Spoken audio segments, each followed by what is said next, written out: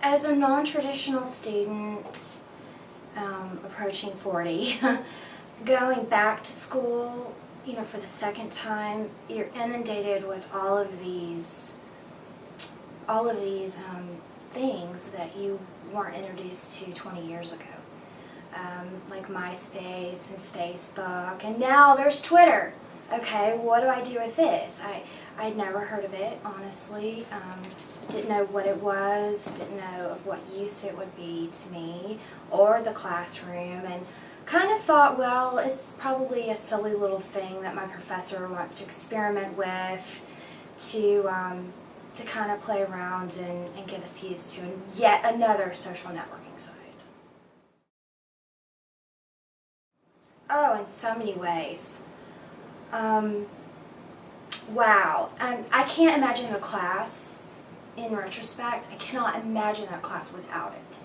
Because it gave us the opportunity to actually express our thoughts via this site as the events were happening. For example, we would get on our laptops at home whenever there was a presidential debate between Obama and McCain, or a vice presidential debate, and we kind of call them a Twitter party, and everybody would log in, everybody would be there, and then we would just go to town with our thoughts right then and there, and we didn't have to be in the classroom in order to express our thoughts, because the next day or the next day after that, when class convened, you may have forgotten something that you really wanted to say.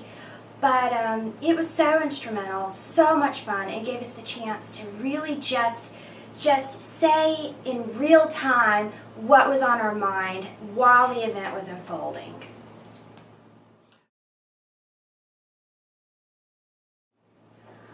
My opinion is that it's not just another little thing for communication majors to play around with.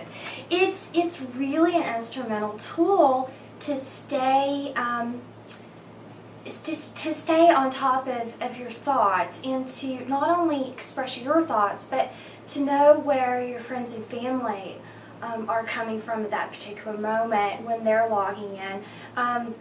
When you called it a microblog, I had no idea. I knew what a blog was. You sit down and you kind of write a diary, and you let your thoughts unfold, and you're expressing yourself in a particular way. But a micro blog, what is this all about? But to know that you're challenged within 160, 140 characters, to kind of just say what's on your mind, and vice versa, it's almost an exercise in rhetoric, if you will, an exercise in editing, and kind of get it out there quick, and without a bunch of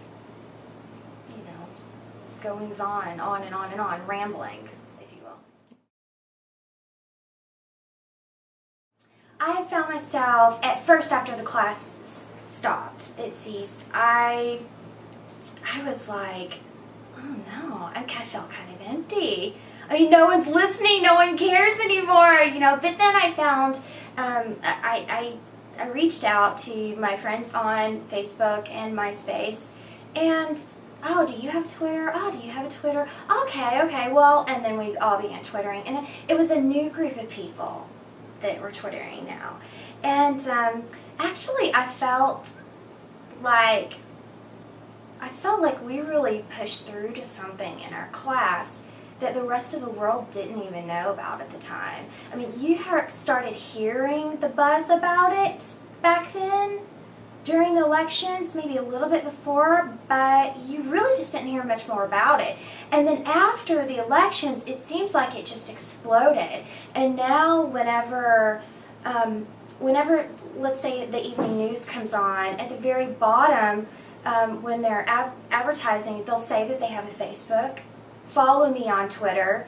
Follow me on, Facebook. Follow me on Twitter. Follow me on this, that, whatever. And I'm like, oh, well, I've been doing that for a long time now, so I'm way ahead of the game. So it was was really awesome to be able to, to be in the know and communications wise, because that's not really, I'm never was before. Okay. Advantages, as I stated before, I believe that it's, in graduate school, I'm learning how to annotate. Okay, that I believe that Twitter is kind of a type of annotation of your thoughts, and it's kind of a way to capture your thoughts within a few words, and then it becomes record, and you can look back on that, and you can go back and refer to that particular record via whatever signs, hash marks, whatever signs it is. And that's the way I use annotations now in grad school. And so I think that it's very instrumental that way. A disadvantage, our Twitter parties got a little heated. But what doesn't in politics, or anything for that matter? When you have a group of people together, young, passionate about what they believe, radically different points of view, expressing them in real time, you're going to have a little bit of fireworks. And sometimes we got a little too expressive with our thoughts. And it became a little personal. But it was all in good fun, and you say, oh, I'm sorry, I was just in the heat of the moment, But without Twitter, you wouldn't have been able to do that. So I guess that would be a small disadvantage. But of course, my professor was there to rein us all in and say, whoa, we're getting out of hand here, let's calm it down. Republicans on one side, Dems on the other. That's the only disadvantage I can think of. Certainly wasn't a waste of time. I'm sure that it could get out of hand if you become absorbed in doing it and expressing your every little thought on Twitter, as some people do. I mean, you've got Twitter's popping up, tweets, would it be? Popping up here and there, just every little random thought, I'm not interested in. But if you learn to edit your thoughts and annotate them, if you will, and yeah, it's great. What are the Wow, which classes couldn't? Definitely your course of communications, but I could see this being applicable in your anthropology classes, which I took many of.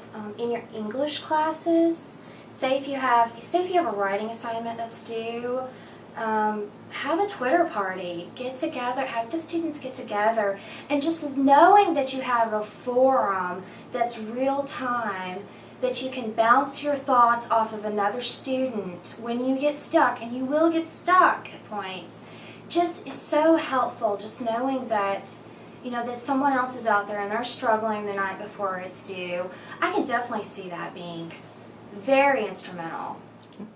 last? Twitter is the wave of the future.